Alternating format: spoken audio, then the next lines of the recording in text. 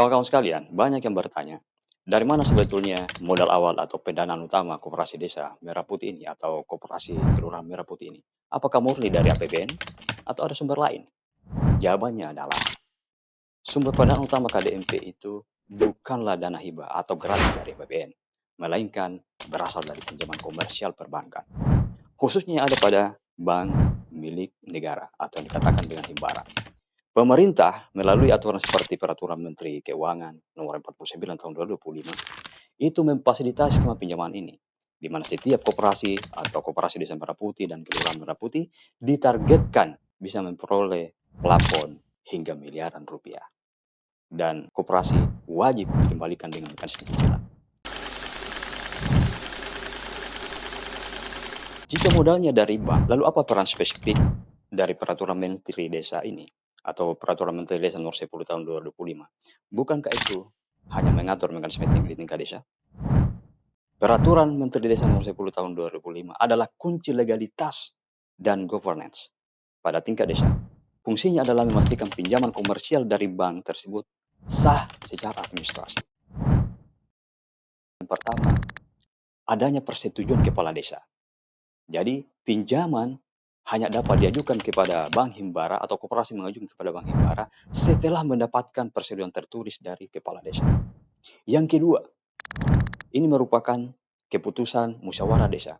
Persetujuan kepala desa harus didasarkan pada keputusan bersama melalui musyawarah desa atau musdesus atau musyawarah desa khusus melibatkan BPD dan masyarakat untuk memastikan pinjaman ini sepakat secara kolektif. Yang ketiga, ini juga menjadi dasar dukungan. Peraturan ini menjadi dasar hukum bagi desa untuk memberikan dukungan pengembalian pinjaman jika sewaktu-waktu terjadi gagal bayar.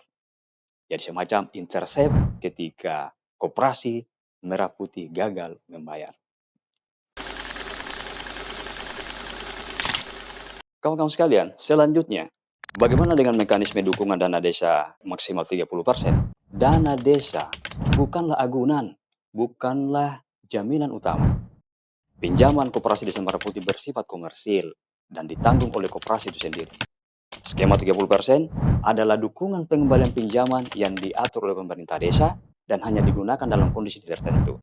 Misalnya, kondisi gagal bayar. Dukungan ini baru bisa diaktifkan jika koperasi desa Merah Putih mengalami kesulitan untuk membayar cicilan atau angsuran pokok dan bunga kepada bank. Itu yang pertama. Yang kedua adalah, ini terkait dengan prosedur.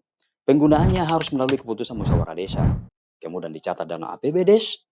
Kepala desa memberikan surat kuasa kepada bank untuk menempatkan dana tersebut di dalam rekening desa ke rekening pembayaran pinjaman. Jika dana KDMP tidak mencukupi. Kawan-kawan semua, ada yang bertanya, kewajiban keuangan KDMP kepala desa seperti apa?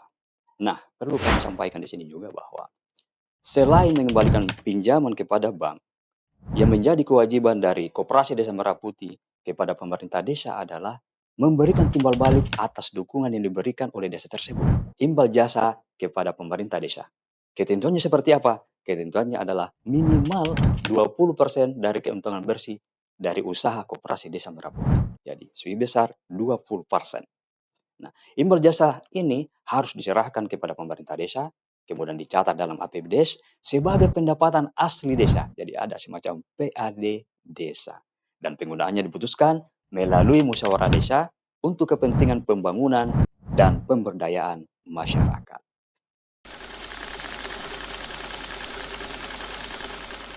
Selanjutnya kawan-kawan sekalian, dengan begitu banyaknya anggaran sampai dengan miliaran rupiah, bagaimana dengan terkait dengan transparansi dan pengawasan dananya?